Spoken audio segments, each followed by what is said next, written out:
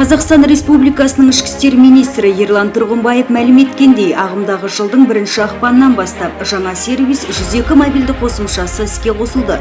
Яғни, халық үніне құлақ асатын мемлекет тұжырымдамасын іске асыру мен төтенше жағдайға тап болған тұрғындарға дер кезінде көмек көрсетіп, полиция қолжетімді болу үшін аталған қосымша енгізілді.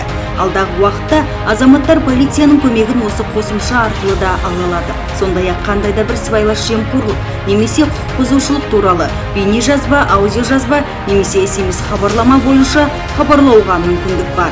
Бұл жаңа сервис киелі өңір және қылмысы ең төмен аймақ Түркістан облысында да іске асырылуда.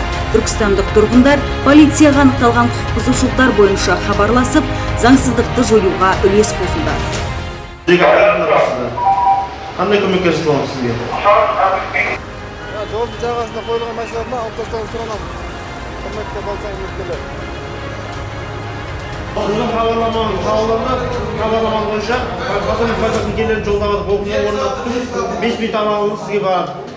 276 Қайсар видео 276.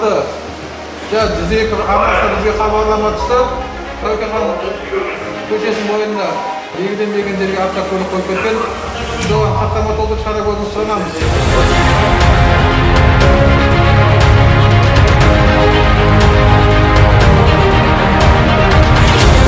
Бүгінгі күнге дейін полицейлер 102 жедел желісі арқылы бір тәулікте 200-ге жуық қоңырау қабылдаса, ақпанның басынан бастап іске қосылған 102 мобильді қосымшасы арқылы бірнеше тұрғынмен байланысқан. Демек, ендігі кезекте смартфоныңызға жүктеп алып іске қосқан 102 қосымшасы арқылы да полицейлер өз жұмыстарын жоғарғы деңгейде жандандыруға күш-жігерін салмақ.